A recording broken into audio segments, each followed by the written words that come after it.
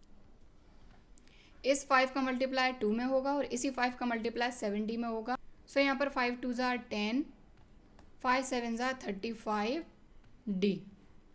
ठीक है, ये भी S5 ही है लेकिन ये नेक्स्ट 5 टर्म है। ठीक, बात आई समझ में, ये नेक्स्ट 5 टर्म है।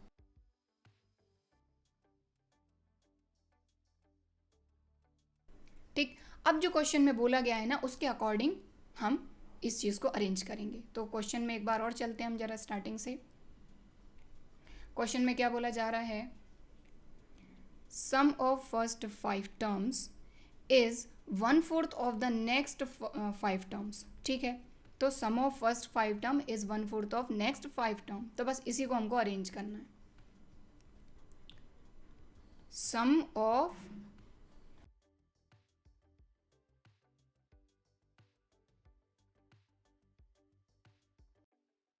फर्स्ट 5 टर्म्स इज मतलब इक्वल 1/4 ऑफ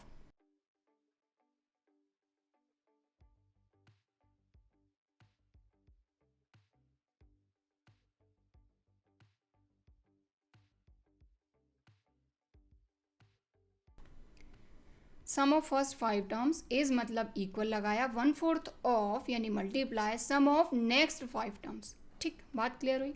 अब यहाँ पर हमने सम ऑफ फर्स्ट 5 टर्म फाइंड करा है S5, यहाँ पर हमने लिखा था फर्स्ट। ठीक, इक्वल टू 1/4 और sum of 5 term but next 5 term. बस इनकी वैल्यू यहाँ पर पुटअप कर देंगे तो हमको क्या मिल जाएगा, डी की वैल्यू। क्योंकि यहाँ पर देखें आप तो दोनों ही जो वैल्यूज़ हैं ये डी में ही आई हैं। यहाँ पर देखें सम ऑफ नेक्स्ट 5 टर्म्स 10 + 35D, और आगे चलें तो जो फर्स्ट 5 टर्म है जिनका सम फाइंड किया है 10 + 10D, तो ये वैल्यू बस पुटअप करना है हमको। ठीक है, तो सम ऑफ फर्स्ट 5 टर्म आया है 10 + 10D,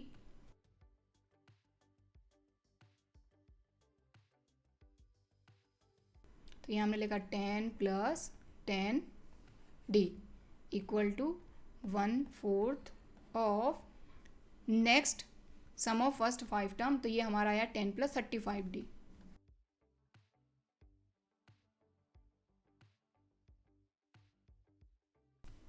बात समझ में आई, सिर्फ वैल्यू पुटअप करी है हमने, फर्स्ट 5 टर्म का सम और नेक्स्ट 5 टर्म का सम वैल्यू पुटअप कर दी। अब बस इसको आप सॉल्व कर लेंगे तो आपको कॉमन डिफरेंस मिल जाएगा, और जैसे ही कॉमन डिफरेंस मिलेगा तो इस क्वेश्चन में हमसे जो भी पूछा है 20th टर्म पूछा है हमसे, वो हम फाइंड कर लेंगे। ठीक, तो चलिए इसको आप सॉल्व करेंगे हम।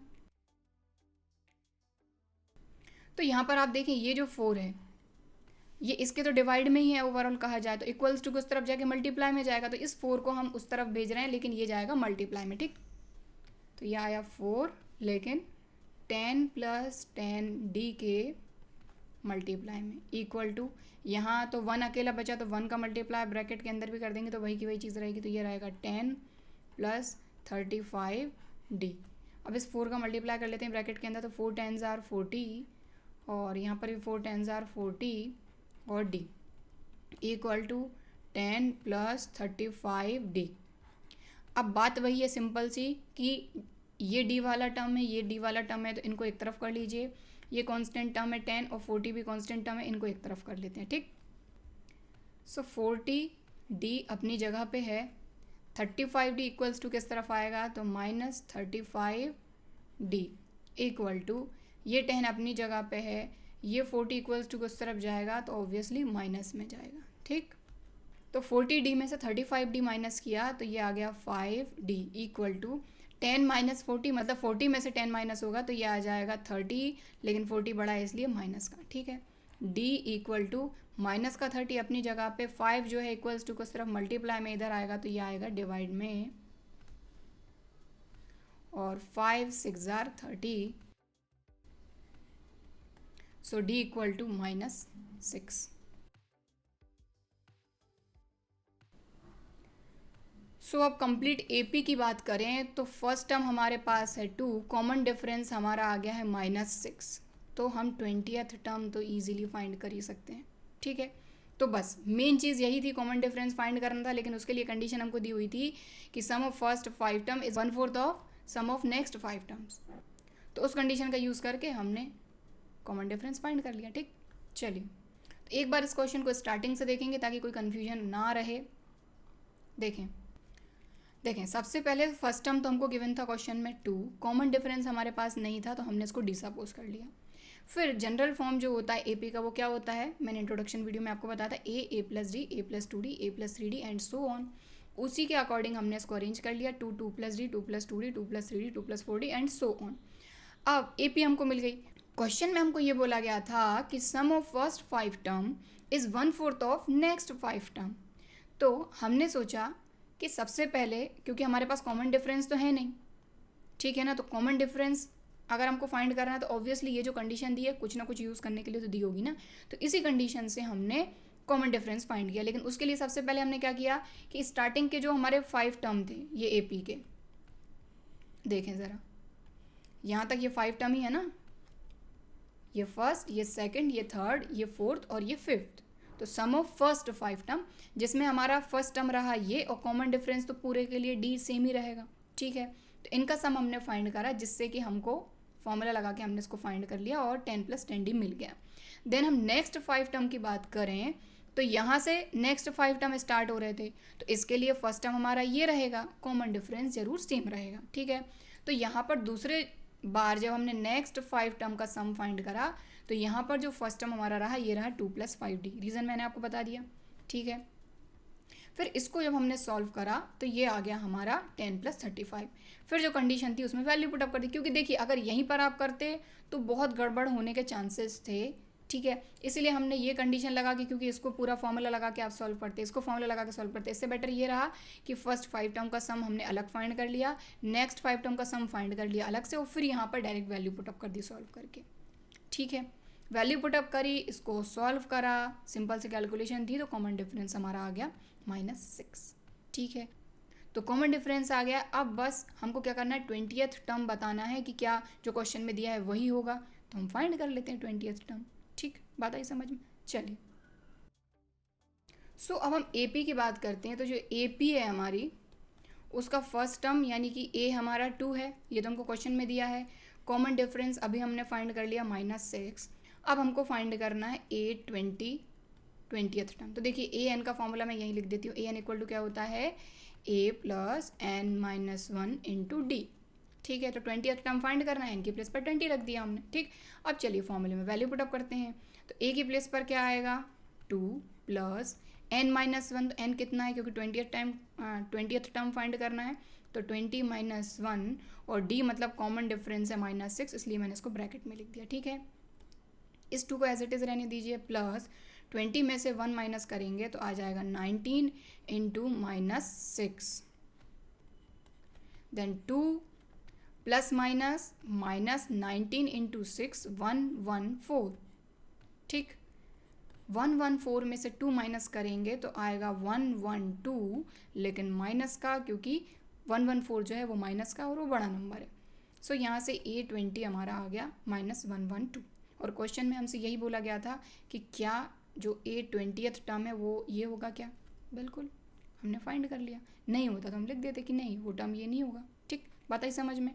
सो यहाँ पर देखें जो क्वेश्चन नंबर 3 था हमारा, था सिंपल, बस उसमें एक चीज़ है कि जो चीज़ हमको दी गई है उसको ध्यान से समझना है।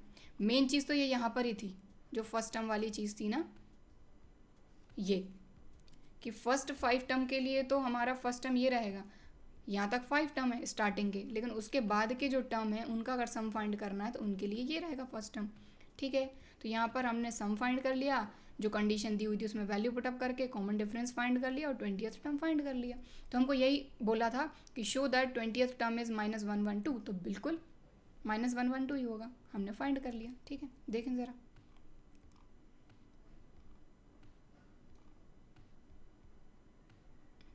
ये ठीक है। सो यहाँ पर देखें जो क्वेश्चन नंबर 3 था हमारा वो कंप्लीट हो गया है। अब हम देखेंगे क्वेश्चन नंबर 4। सो देखिए ये है हमारा क्वेश्चन नंबर 4। क्वेश्चन नंबर 4 में क्या बोला जा रहा है ज़रा समझते हैं। How many terms of the AP, मतलब यहाँ पर भी क्लियर होके बोला गया है कि ये एपी है, ठीक है। तो एपी के जो टर्म्स हैं वो क्या है, -6, -11/2, -5 एंड सो ऑन। तो ये एपी है। Are needed to give the sum -25, मतलब कि सम कितने टर्म्स का होगा, -25, मतलब ये जो नंबर ऑफ टर्म है ना, ये नहीं दिए गए हैं, ये हमसे बोला गया है कि how many terms of the AP, मतलब ये जो एपी है इसके कितने टर्म्स का सम होगा -25। तो ओवरऑल कहने का मतलब ये है कि हमको n फाइंड करना है। बस क्वेश्चन में यही चीज़ आपको समझने की ज़रूरत है कि क्वेश्चन में एक्चुअल में हमको फाइंड क्या करना है और चीज़ें क्या दी हुई हैं। ठीक है, तो यहाँ पर एपी हमको दी है -6, -11/2, -5 एंड सो ऑन। ये एपी है जिसका फर्स्ट टर्म जो है ये है -6।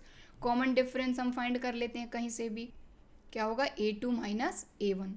ठीक है ना, यही मैंने आपको समझाया था ना, कॉमन डिफरेंस कैसे फाइंड करते हैं कि सेकंड टर्म में से फर्स्ट टर्म माइनस करती हैं या फिर थर्ड में से सेकंड। ठीक, बात आई समझ में। तो A2 माइनस A1, तो A2 कितना है हमारा -11/2, ये A1 है, ये A2 है, ये A3 है। ठीक है ना, माइनस और A1 कितना है वो खुद माइनस का है इसलिए ब्रैकेट लगाया हमने। फिर -11/2 माइनस माइनस +6, इसको सॉल्व करेंगे तो -11, 6 2 12/2, तो ये आ जाएगा 1/2। ठीक, बात आई समझ में। इस तरह से हम फाइंड करेंगे। तो ये तो मैंने सब रफली बताया है, अब इसको हम थोड़ा सा सिस्टमेटिक करते हैं। सो बात आई समझ में। एपी हमको दी हुई है और हमसे पूछा गया है हाउ मेनी टर्म्स। तो नंबर ऑफ टर्म्स मतलब कि n, कितने नंबर ऑफ टर्म्स का सम जो है वो होगा -25। मतलब n हमसे पूछा है लेकिन उनका सम हमको दिया हुआ है -25। ठीक है, बात आ गई समझ में क्लियरली। चलो,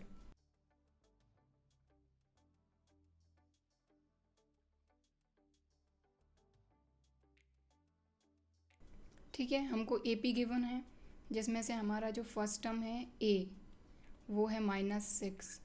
अब A1 लिख लो या फिर A लिख लो, बात एक ही है, लेकिन सेकंड टर्म में A2 लिखना पड़ेगा। तो फर्स्ट टर्म है हमारे पास, कॉमन डिफरेंस हम कहीं से भी फाइंड कर सकते हैं क्योंकि क्वेश्चन में क्लियरली बोला गया कि ये AP है। ठीक है, तो कोई भी दोनों टर्म का आप डिफरेंस फाइंड कर सकते हैं, लेकिन बात यही है कि अगर सब्ट्रैक्ट होगा तो -5 में से -11/2 होगा या फिर -11/2 में से -6 होगा। कहीं से भी आप फाइंड करेंगे आपको कॉमन डिफरेंस सेम ही मिलना है। ठीक है, तो मैंने क्या करा है, A2 में से A1 को माइनस कर दिया है। तो अभी मैंने रफ में आपको समझाया ही था, A2 है -11/2 माइनस A1 है खुद -6। तो ये फॉर्मूले का माइनस लगाना बिल्कुल मत भूलना, और ये माइनस जो है वो 6 का है। ठीक, माइनस माइनस +6, इसको हमने आगे सॉल्व करा तो -11, 6 2 12/2। सो 12 में से 1 माइनस होगा तो बचेगा 1/2। तो देखिए, इतना अगर आपको नोट डाउन करना है तो वीडियो को पॉज करके आप नोट कर सकते हैं। ठीक है, तो फर्स्ट टर्म हमारे पास था, कॉमन डिफरेंस हमने फाइंड कर लिया। अब हमको क्वेश्चन में दिया है कि हाउ मेनी टर्म्स, कितने टर्म्स रहेंगे जिनका सम होगा -25। तो वो चीज़ भी हमको गिवन है। तो देखिए, इतना भी नोट डाउन करना है तो वीडियो को पॉज करके आप नोट कर सकते हैं।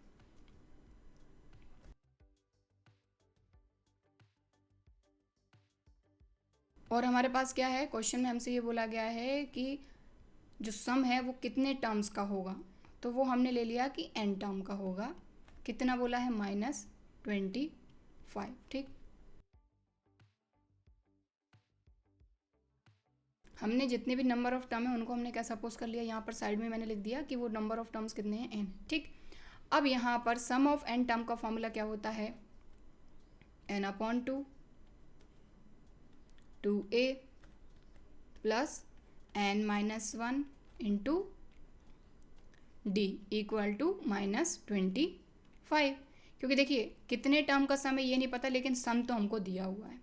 ठीक है, तो n हमारे पास नहीं है, मतलब n फाइंड करना है। बट a हमने फाइंड कर लिया, a तो क्वेश्चन में दिया है, और d हमने कुछ नहीं करना था। कॉमन डिफरेंस आप किसी भी AP से फाइंड कर सकते हैं अगर क्वेश्चन में दिया है कि वो AP है तो। ठीक, तो बस अब हम क्या करेंगे, यहाँ पर वैल्यू पुटअप करेंगे। सो देखें, ये n/2 a फर्स्ट टर्म कितना है हमारा, -6 AP का, प्लस n-1, और कॉमन डिफरेंस देखिए अभी फाइंड किया है 1/2। ठीक, -25 एज इट इज़। ठीक है, देन इसको आगे सॉल्व करेंगे सो n upon 2, 6 2s are -12 plus यहाँ पर रहेगा n-1 का 1 में मल्टीप्लाई करेंगे तो n-1 अपॉन 2 ब्रैकेट के बाहर इक्वल टू -25। देन इसको आगे सॉल्व करेंगे। सो देखिए जहाँ पर भी आपको लगता है कि आपको नोट करना है वहाँ पर वीडियो को पॉज करके आप नोट कर लीजिए।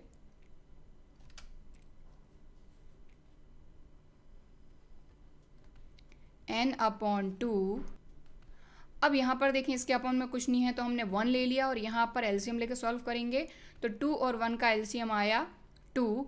1 से 2 में डिवाइड करेंगे, इस 1 से इस 2 में डिवाइड करेंगे, जो हमारा एलसीएम का प्रोसीजर होता है, मेथड होती है वो।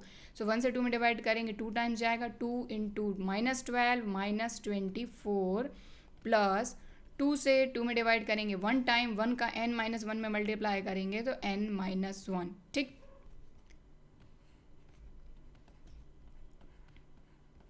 क्लियर, बात आई समझ में। अब n अपॉन 2 हमारा एज इट इज़ ही चल रहा है। अब यहाँ पर देखें ये जो माइनस का 24 है और ये माइनस का 1 है, दोनों माइनस के हैं तो दोनों को ऐड कर देंगे तो माइनस का 24 माइनस का 1 माइनस का 25 और n प्लस का है तो इसको इस तरह से हम लिख देंगे अपॉन 2 इक्वल टू -25।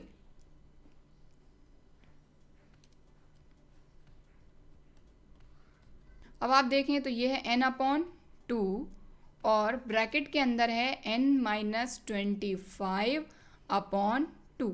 चाहे तो इसमें आप ब्रैकेट लगा दीजिए इक्वल टू -25। अब n से इस ब्रैकेट के अंदर मल्टीप्लाई करेंगे तो n into n, n square, n into 25, 25n upon 2 2s are 4। देखिए न्यूमरेटर में n-5 थे, इनका मल्टीप्लाई कर लिया आपस में, डिनोमिनेटर में 2 इंटू 2 थे, 2 2s are हो गया 4 इक्वल टू -25। सो आगे देखें ये जो n स्क्वायर -25n है इसको हम एज इट इज़ रखेंगे। ये जो 4 है ये 4 डिवाइड में है, इक्वल्स टू किस तरफ आएगा तो 25 के ये मल्टीप्लाई में आएगा। रीज़न क्या है कि डिवाइड में था तो इक्वल्स टू किस तरफ आके मल्टीप्लाई में आ जाएगा, ठीक है ना। 25 इंटू 4 करेंगे तो आएगा 100 और माइनस साइन लगा है तो माइनस साइन लगाएंगे, देन आ जाएगा n square -25n as it is. ठीक है, अब ये n square as it is -25n as it is, ये जो 100 है ये माइनस का है, इक्वल्स टू किस तरफ आके ये हो जाएगा प्लस का, इक्वल्स टू किस तरफ बचेगा सिर्फ और सिर्फ 0। अब आप देख पा रहे हैं ये बन गई है आपकी एक क्वाड्रेटिक इक्वेशन n के फॉर्म में। इस क्वाड्रेटिक इक्वेशन को अगर हम सॉल्व कर देते हैं तो n की हमको वैल्यूज़ मिल जाएंगी, ठीक है। सो n स्क्वायर, मैं इसको मिडिल टर्म को स्प्लिट करके कर रही हूँ। सो हमको ऐसे दो नंबर चाहिए कि जिनको ऐड या सब्ट्रैक्ट करने पे 25 मिले और मल्टीप्लाई करने पे 100 मिले। तो 20 इंटू 5 करेंगे तो 100 मिलेगा, 20 और 5 को ऐड करेंगे तो 25 मिलेगा, ठीक है। So -5n -20n plus 100 as it is equal to 0। अब इन दोनों में से हम कॉमन लेंगे तो n मिल गया, बचा क्या n-5। इन दोनों में से कॉमन लिया तो -20 कॉमन निकल रहा है तो यहाँ बचा n-5 इक्वल टू 0। अब आगे सॉल्व करेंगे तो यहाँ n-5 और n-20 इक्वल टू 0। और देखिए क्वाड्रेटिक इक्वेशन है, इस तरह के क्वेश्चन आपने क्लास 10th में कई सारे किए हैं। तो बस अब हमको क्या करना है, n-5 इक्वल टू 0 अलग कर लिया, n-20 इक्वल टू 0 हमने अलग कर लिया, ठीक है।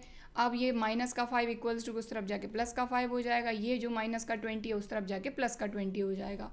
ओवरऑल देखें आपकी n की वैल्यू 5 आ गई है और n की वैल्यू आ गई है आपकी 20।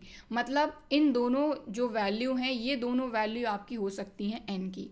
और इस क्वेश्चन में हमसे यही पूछा गया था कि कितने नंबर ऑफ टर्म्स ऐसे रहेंगे जिनका जो सम है वो रहेगा -25। तो देखें ज़रा स्टार्टिंग से क्वेश्चन में हमसे बोला गया था how many terms of the AP, मतलब नंबर ऑफ टर्म्स कितने होंगे इस एपी के जिसका सम होगा -25। मतलब n फाइंड करना था सीधी सी भाषा में। AP हमको गिवन थी -6, -11/2, -5 and so on. So simple सी बात है कि क्वेश्चन में AP हमको क्लियर दी हुई है, तो अगर AP दी हुई है मतलब फर्स्ट टर्म हमको मिल जाएगा, कॉमन डिफरेंस हमको मिल जाएगा, तो फर्स्ट टर्म -6, कॉमन डिफरेंस हमने फाइंड करा 1/2। और हमको बोला गया था कि हाउ मेनी टर्म्स, तो उन नंबर ऑफ टर्म्स को हमने सपोज कर लिया n। So sum of n term equal to -25। यहाँ पर सम ऑफ n टर्म का फॉर्मूला लगाया। फर्स्ट टर्म -6 था, कॉमन डिफरेंस 1/2 था जो हमने फाइंड करा था। इनको कैलकुलेट किया, सॉल्व करा, तो हमको एक क्वाड्रेटिक इक्वेशन मिल गई ये। फिर इस क्वाड्रेटिक इक्वेशन को हमने सॉल्व करा। सॉल्व करने पे हमको n की 2 वैल्यू मिली, n = 5 और n = 20। ठीक है, बात आगे समझ में। सो यहाँ पर देखें, जो क्वेश्चन नंबर 4 था हमारा, उसमें हमसे यही पूछा गया था कि कितने नंबर ऑफ टर्म्स होंगे जिनका सम -25 होगा। तो AP हमको दी थी, हमने फर्स्ट टर्म उससे निकाला, कॉमन डिफरेंस फाइंड कर लिया, और जो कंडीशन दी हुई थी कि हाउ मेनी टर्म्स, तो उन टर्म्स को हमने n सपोज करके सम ऑफ n टर्म का फॉर्मूला लगा के n की 2 वैल्यू फाइंड कर ली। ठीक है, बात आगे समझ में। सो आज के वीडियो में बस ये 2 क्वेश्चन ही हम करेंगे। आई होप कि आपको जो क्वेश्चन नंबर 3 है और 4 है, ये दोनों अच्छी तरीके से समझ में आए होंगे, वीडियो भी पसंद आया होगा। और अगर वीडियो पसंद आया है तो वीडियो को एक लाइक ज़रूर करिए, ज़्यादा से ज़्यादा अपने दोस्तों के साथ शेयर करिए। इसके अलावा अगर अभी तक चैनल सब्सक्राइब नहीं किया है तो चैनल को सब्सक्राइब ज़रूर करिए। चलिए फिर मिलते हैं अगले वीडियो में, तब तक के लिए बाय एंड थैंक यू।